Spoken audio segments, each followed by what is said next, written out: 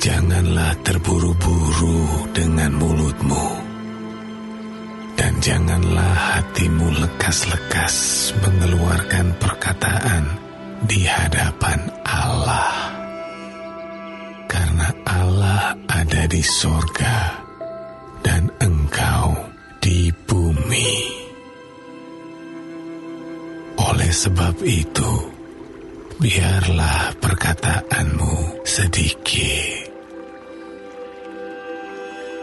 Karena sebagaimana mimpi disebabkan oleh banyak kesibukan, demikian pula percakapan bodoh disebabkan oleh banyak perkataan. Kalau engkau bernazar kepada Allah, janganlah menunda-nunda menepatinya, karena Ia tidak senang kepada orang-orang bodoh. Tepatilah nazarmu. Lebih baik engkau tidak bernazar daripada bernazar tetapi tidak menepatinya. Janganlah mulutmu membawa engkau ke dalam dosa, dan janganlah berkata di hadapan utusan Allah bahwa engkau khilaf. Apakah perlu Allah menjadi murka atas ucapan-ucapanmu dan merusakkan pekerjaan tanganmu?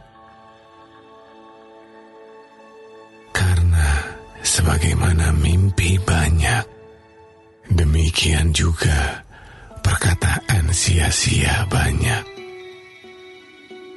Tetapi takutlah akan Allah. Kalau engkau melihat dalam suatu daerah orang miskin ditindas dan hukum serta keadilan diperkosa, janganlah heran akan perkara itu, karena pejabat tinggi yang satu mengawasi yang lain. Begitu pula pejabat-pejabat yang lebih tinggi mengawasi mereka. Suatu keuntungan bagi negara dalam keadaan demikian ialah kalau rajanya dihormati di daerah itu. Siapa mencintai uang tidak akan puas dengan uang, dan siapa mencintai kekayaan tidak akan puas dengan penghasilannya. Ini pun sia-sia. Dengan bertambahnya harta, bertambah pula orang-orang yang menghabiskannya. Dan apakah keuntungan pemiliknya selain daripada melihatnya? Enak tidurnya orang yang bekerja, baik ia makan sedikit maupun banyak. Tetapi kekenyangan orang kaya sekali-kali tidak membiarkan dia tidur. Ada kemalangan yang menyedihkan kulihat di bawah matahari. Kekayaan yang disimpan oleh pemiliknya menjadi kecelakaannya sendiri.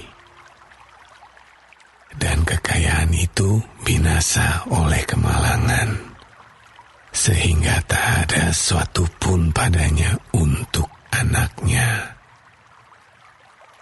Sebagaimana ia keluar dari kandungan ibunya, demikian juga ia akan pergi. Telanjang seperti ketika ia datang, dan tak diperolehnya dari jeripayahnya suatu pun yang dapat dibawa dalam tangannya. Ini pun kemalangan yang menyedihkan. Sebagaimana ia datang, demikian pun ia akan pergi. Dan apakah keuntungan orang tadi yang telah berlelah-lelah menjaring angin? Malah sepanjang umurnya, ia berada dalam kegelapan dan kesedihan, mengalami banyak kesusahan, penderitaan, dan kekesalan. Lihatlah,